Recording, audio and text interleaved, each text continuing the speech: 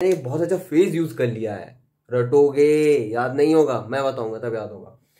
Shattering the status quo of existing. So hey hello guys, welcome back to my channel. So rural development को complete कर ही रहा था, साथ ही साथ क्यों ना सोचा मैंने प्रोजेक्ट मैनेजमेंट एंड एंटरप्रेन्योरशिप की भी कुछ प्लेलिस्ट बनाई जाए, जिससे लास्ट टाइम पढ़ने वालों को काफी ज्यादा आराम मिल सकेगा, और जो साथ ही साथ कवर कर रहे हैं उनके लिए भी एक सीरीज काफी ज्यादा बेनिफिशियल होने वाली है। तो आज बिल्कुल स्टार्टिंग से जंप करेंगे। एंटरप्रेन्योरशिप हम पढ़ रहे हैं तो हमें सबसे पहले मालूम होना चाहिए, आजकल ये वर्ड हम लोगों को बहुत ज़्यादा हम अपनी नॉर्मल लाइफ में एनकाउंटर करते हैं, एंटरप्रेन्योर। भाई एंटरप्रेन्योर की वर्कशॉप ले रहे हो, ये एंटरप्रेन्योरशिप भी है, बहुत सुना है हम लोगों ने। तो एंटरप्रेन्योर कहते किसे हैं, तो वहाँ से आज बिल्कुल बेसिक से स्टार्ट करेंगे, उसकी करेक्टरिस्टिक बताऊंगा, सब कुछ उसके बारे में बताऊंगा। बस इस चैनल में बने रहे हो मेरे साथ। तो एंटरप्रेन्योर जो कि वर्ड है, ये डिराइव हुआ है एक फ्रेंच वर्ड से, जो था एंट्रेपेंडर। ठीक है, इस वर्ड से एंटरप्रेन्योर बना, जिसका बेसिकली मतलब क्या था कि who undertook the risk of new enterprises, जिसके पास रिस्क लेने की क्षमता हो किसी चीज की, नए उद्यम।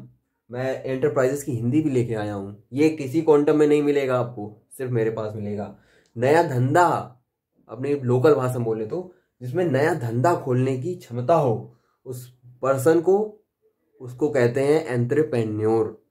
अब इसके बारे में कई लोगों ने इस पे अपने विचार रखे हैं, तो उन सारे लोगों के विचार बताऊंगा, ताकि अगर आपको ये सब्जेक्टिव है, लिखना पड़ेगा आपको इसके बारे में काफी, तो सिर्फ इतना समझाने से काम नहीं चलेगा। आप इसको, मैंने कीवर्ड्स में दिया, आप इसको 2-3 लाइनों में भी एक्सप्लेन कर सकते हैं, लेकिन फिर भी कुछ लोगों के थॉट्स इसमें डालना बहुत ज्यादा जरूरी है, तो उनको भी मेंशन करूंगा ताकि एकेडमी में लिखने में कोई दिक्कत ना हो। टोटल 4 लोगों का है, अभी मैं 2 लोगों के बारे में बताता हूँ। इन्होंने भी अपने कुछ जो अपने विचार थे इस बारे में रखे। पहले है एडम स्मिथ। इन्होंने क्या कहा कि वही एंटरप्रेन्योर को लोग डिफाइन कर रहे हैं अपनी भाषा में कि एंटरप्रेन्योर भी कोई नहीं है, कोई नहीं है, ये वही बंदा है। तो इन्होंने उस बंदे को कैसे कहा, लिखा इंडिविजुअल कह के, ये वही बंदा है जो क्या करे, जो एक ऑर्गेनाइजेशन का गठन करे, जो एक समूह बनाए, एक ऑर्गेनाइजेशन बनाए जहाँ पे लोग बहुत सारे काम करते हों, और उनका काम क्या हो कि कॉमर्शियल पर्पज के लिए गुड्स को तैयार करना। मतलब कॉमर्शियल पर्पज में से जो काम हो रहे हैं, जैसे एक दुकान है जहाँ पे मिठाइयाँ बन रही हैं, तो वो भी एक तरह का एंटरप्रेन्योरशिप ही है, बिजनेस है। वो भी क्या किया, तो वही वो बता रहे हैं कि एक कोई इंडिविजुअल हो जो उसका काम क्या हो, ऑर्गेनाइजेशन का गठन करे, गठन में क्या हो, काम हो कि वो कमर्शियल पर्पज के लिए यूज हो सके, वो लोगों को सर्विस प्रोवाइड करे। तो सिर्फ मैंने उनका कीवर्ड्स को लिया है, ये 3 कीवर्ड्स भी याद होंगे, काम हो गया तुम्हारा। कार्ल मेंजर, इन्होंने भी बताया, इन्होंने भी अपना एक विचार रखा। अब देखो डिफरेंस क्या है, ये आदमी एंटरप्रेन्योर को इंडिविजुअल से कह रहा है, एडम स्मिथ इंडिविजुअल कह के एंटरप्रेन्योर को बुला रहा है, कार्ल मेंजर ने क्या बुलाया, एजेंट। याद कर लो, लिखने में बहुत आसानी होगी, डिफरेंस बता दिया तुम्हें, सामने सामने डिफरेंस है, कभी नहीं भूलोगे, किसी का दूसरे में नहीं लिख के आओगे। तो कार्ल मेंजर क्या कह रहे हैं कि कोई भी एजेंट जो क्या करे, ट्रांसफॉर्म करे।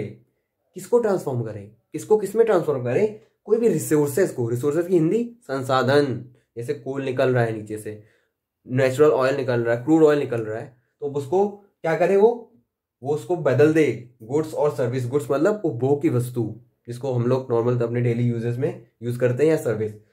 कोई भी चीज, रिसोर्सेज मतलब संसाधन, संसाधन में एग्जांपल ले लो क्रूड ऑयल का, और वो उसको किसके कन्वर्ट करके बेचे, उसको कोई गुड्स बना दे, मीन्स उसको नेचुरल गैस बना दिया, उसको सीएनजी बना दिया, उसको पेट्रोल बना दिया, उसको डीजल बना दिया। अब हम लोग डलवा रहे हैं रोज अपनी गाड़ियों में। तो यही काम है किसका, ये एक बिजनेसमैन का काम है, ये एक एंटरप्रेन्योर का काम है।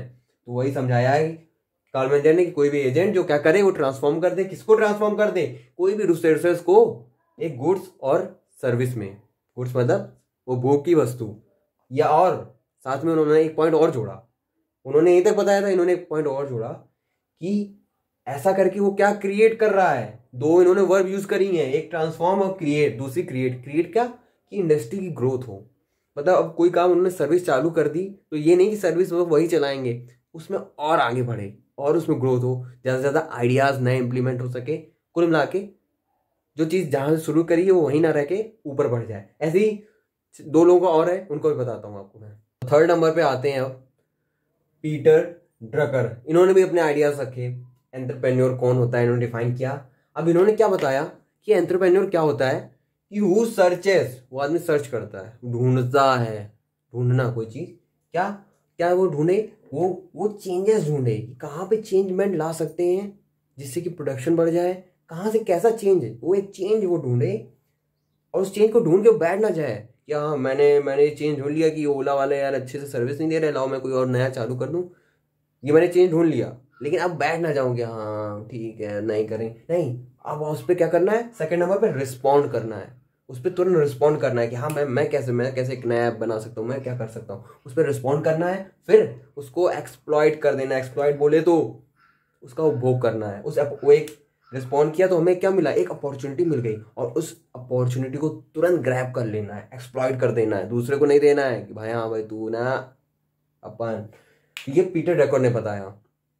सेम ऐसे जोसेफ स्क्रम्पटर, इन्होंने थोड़ा बड़ा बताया है, मैंने इस पर थोड़ा आधा लिखा है, अभी मैं पूरा बताता हूँ। इन्होंने जैसे अभी पीछे के जो दो देखे थे हम लोगों ने, तो उन्होंने क्या एंटरप्रेन्योर को कुछ कहा था, एक ने एजेंट बता दिया था, एक ने इंडिविजुअल बताया था। इन्होंने क्या बताया, इन्होंने कहा जो एंटरप्रेन्योर होते हैं ना वो इनोवेटर होते हैं, साइंटिस्ट। तो इन्होंने बताया कि जो इनोवेटर्स हैं, जो साइंटिस्ट लोग हैं, वो क्या करते हैं। अब इन्होंने ये थोड़ा ज़्यादा, इनकी इंग्लिश अच्छी थी तो इन्होंने एक बहुत अच्छा फ्रेज यूज कर लिया है, रटोगे, याद नहीं होगा, मैं बताऊंगा तब याद होगा। Shattering the status quo of existing. Shattering मतलब होता है तोड़ना, बजाना नहीं, पटक रहे हैं कोई चीज। स्टेटस क्यू, ये एक फ्रेज है भाई, स्टेटस क्यू। ये यूज होता है आपका जब आप कोई एग्जिस्टिंग स्टेट में बने रहना चाहते हैं। जैसे कि अभी मान लो मेरे चैनल पे 10 व्यूज ही आ रहे हैं, लेकिन मैं उसके लिए कुछ कर ही नहीं रहा हूँ, ठीक है आ रहे हैं 10, बने रहने दो, नहीं मुझे 11वां व्यू ही नहीं चाहिए मुझे। तो ये क्या है, मैंने अपने स्टेटस क्यू को वहीं पे सेटल कर लिया है। अब मेरे को नहीं कोई चेंजमेंट नहीं चाहिए, उसी एग्जिस्टिंग कंडीशन पे मैं बने रहना चाहता हूं। लेकिन इन्होंने कहा क्या, इन्होंने उल्टा कहा। इन्होंने कहा ये वो इनोवेटर्स होते हैं जो पुराने स्टेटस क्यू, कोई भी प्रोडक्ट और सर्विस है, कोई पुरानी चीज है, उनमें कमियां निकालते हैं एक तरीके से। उनका जो पुराना स्टेटस क्यू है उसमें बने नहीं रहते कि नहीं यही सब कुछ है ना, वो कहते हैं नहीं मैं कुछ नया ढूंढूंगा यार, ऐसे ही ऐसा थोड़ा ना होता है। तो वो उस स्टेटस क्यू को चेंज करने के लिए कोई ना कोई स्टेप्स लेते हैं, उनको स्ट्रेटरिंग पूरा अपना जज्बा लगा देते हैं कि नहीं ये बदलना है यार, ये ऐसा गलत हो रहा है, ताकि नया प्रोडक्ट और नई सर्विस निकल के बाहर आ सके। और भी इन्होंने बताया, वो भी मैं ब्रॉड ड्रॉ करके पूरा बताता हूँ। इन्होंने बताया पहला ही पॉइंट इनकी पिछली वाली बात से चालू हो जाता है। इन्होंने कहा वो इनोवेटर्स होते हैं। एंटरप्रेन्योर क्या होते हैं, इनोवेटर्स होते हैं, साइंटिस्ट होते हैं, रिसर्च करते हैं, कुछ डेवलप करते हैं, इन्वेंट करते हैं। तो पहला जो इनोवेट्स करे, इन्वेंशन करे अपनी, फिर क्या यार अब ऐसे तो कोई बिजनेस चल नहीं पाएगा, तुम्हें पैसा चाहिए, तो क्या रेज मनी, उसके पास पैसा प्रोवाइड करने की, पैसा इकट्ठा भी होना चाहिए तभी तो कुछ खोल पाओगे, ऐसे तो सपने देख कर रह जाएगा। कलेक्ट इनपुट, सारा जो मटेरियल उस ऑर्गेनाइजेशन को खोलने में लगेगा वो इकट्ठा करना चाहिए। ऑर्गेनाइज टैलेंट्स, वो बंदे, वो स्किल्ड पर्सन, स्कूल खोलना है, अच्छे अच्छे टीचर्स चाहिए, वो इकट्ठे करने पड़ेंगे। लीडरशिप, ये तो एक कैरेक्टरिस्टिक होती है जो एक बंदे में होती है और वो उन लीडर्स में होती है। एग्जांपल ले लो रतन टाटा के पास, एक्सट्रीम लीडरशिप क्वालिटी। फिर इन्हीं सब चीज़ों से एक प्रॉपर एक ग्रुप तैयार हो जाता है, एक ऑर्गेनाइजेशन तैयार हो जाती है जिसमें डिफरेंट पीपल होते हैं जो कि सर्विस प्रोवाइड करते हैं और अदर लोगों को। तो ये था जोसेफ स्क्रम्पटर का पूरा। तो अब जम कर रहे हैं वीडियो के सेकंड पार्ट पे, जो कि है कैरेक्टरिस्टिक्स ऑफ एन एंटरप्रेन्योर। क्या गुण होने चाहिए, कैरेक्टरिस्टिक्स क्या होनी चाहिए उनकी कि वो एक अच्छे एंटरप्रेन्योर हैं। तो सबसे पहली जो मैंने, अब देखो ये सब भूल जाओगे, लेकिन अगर तुमने याद किया होगा कैसे, जो मैंने इसकी डेफिनेशन बताई थी कि फ्रेंच वर्ड था एक एंटरप्रेन्योर, उसका मतलब होता था रिस्क लेने की क्षमता, न्यू एंटरप्राइजेस खोलने की क्षमता, रिस्क लेने की। तो पहला ही है, अब बन जाएगा तुम्हारा पॉइंट, ये होता है समझ के पढ़ना। पहला ही बन जाएगा रिस्क टेकिंग एबिलिटी, जिसके अंदर रिस्क लेने की क्षमता है, दम है, वही एक अच्छा एंटरप्रेन्योर बन सकता है। जितना बड़ा रिस्क उतना बड़ा। Second, leadership quality. आपको बहुत अच्छे से एक लीडरशिप क्वालिटी आपके अंदर होनी चाहिए, तभी जाके आप सब चीज़ों को मैनेज कर सकोगे। तो एक अगर आप एंटरप्रेन्योर बनना चाहते हो तो आपके अंदर वो जो एक ये जो दो स्किल मैं बता रहा हूँ, ये तो मतलब समझ लो एक दूसरे के साथ साथ घूमती हैं, ये एक दूसरे के भाई बहन के, मान लो सिबलिंग्स हैं ये अपनी, वो है ये। ये मैंने पॉइंट्स बढ़ाने के लिए तुम्हें अलग अलग बता दी, लेकिन होती एक ही है। तुम बहुत अच्छे से लोगों को मैनेज करना जानते हो, तुम्हें मालूम है उनकी कमजोर पॉइंट क्या है, तुम उस हिसाब से अपने आप को प्रेजेंट कर पाओगे तो तुम लीडरशिप भी होगे। तुम उनकी कमियां जानते हो और तुम कहाँ पे स्ट्रेंथ है वो भी तुम जानते हो। तो लीडरशिप और मैनेजमेंट ये एक दूसरे के आगे पीछे रहते हैं, तो ये तीन आपको तैयार हो गई। अब होती थी कमिटमेंट। एग्जाम्पल देके बताऊंगा कमिटमेंट का। रतन टाटा कहा 1 लाख में गाड़ी बना के दे दूंगा, 1 लाख की गाड़ी, क्योंकि नैनो बनी। हाँ, उन्होंने करके दिखाया। ये होती है अपनी कमिटमेंट को पूरा करना। ये एक लक्षण है एक एंटरप्रेन्योर बनने का, कमिटमेंट। और जब उन्होंने कमिटमेंट दी कि नैनो बनाएंगे, तो फिर उनको कुछ ना कुछ यार इनोवेशन करनी पड़ी होगी कि 1 लाख में कैसे वो उतना लोहा लगाएंगे, कैसा इंजन बनाएंगे, किस हिसाब से सीट को डिजाइन करेंगे, कैसा एसी लगाएंगे। तो अब वही है ना, आ गया ना। 4 नंबर के जो लोग थे उन्होंने भी यही कहा था। जोसेफ, कौन थे? जोसेफ स्क्रम्पटर, उन्होंने भी कहा था कि एंटरप्रेन्योर कौन होता है? इनोवेटर होता है। तो अब इनोवेशन तो करनी पड़ेगी। कमिटमेंट कर दी कि 1 लाख में गाड़ी दोगे, तो इनोवेशन भी अब उसी हिसाब से होगी। फिर बहुत सारी प्रॉब्लम आएंगी। प्रॉब्लम सॉल्विंग एबिलिटी बहुत अच्छी होनी चाहिए, क्योंकि बड़े अगर गोल हैं, बहुत लॉन्ग की प्लानिंग कर रखी है, तो उसमें प्रॉब्लम्स बहुत सारी आएंगी। वो आदमी जो सॉल्व कर लेता है बड़े ही आराम से, बड़ा दिमाग में अपना स्ट्रेस तो होता ही है, वो तो ऑब्वियस बात है, लेकिन उसको किसी तरीके से मैनेज करके, यही ना मैनेजमेंट स्किल आ गई फिर से, किसी तरीके से उसको मैनेज करके कुछ बेटर प्लान्स और नए प्लान्स उसमें कुछ अपडेशन से, ताकि उसकी सेल्स बढ़ जाए। जैसे टाटा हैरियर आई थी 2019, तो उसकी सेल्स काफ़ी डाउन थी, इतनी नहीं रही, लेकिन 2020 में जब उसमें सनरूफ ऐड कर दी है, अभी 21 में ब्लैक एडिशन उसमें ऐड कर दिया, उसकी सेल्स बढ़ गई।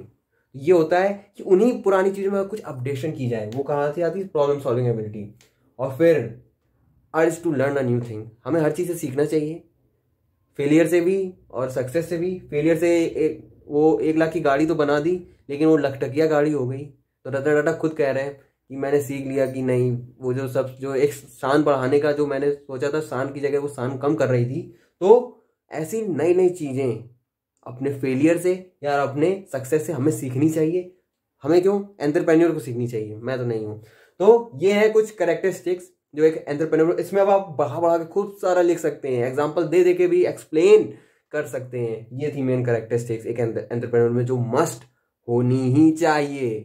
तो ये था आज का वीडियो। अगर और भी ऐसे वीडियो देखना चाहते हैं तो प्लीज़ सब्सक्राइब माई चैनल और बने रहिए मेरे साथ।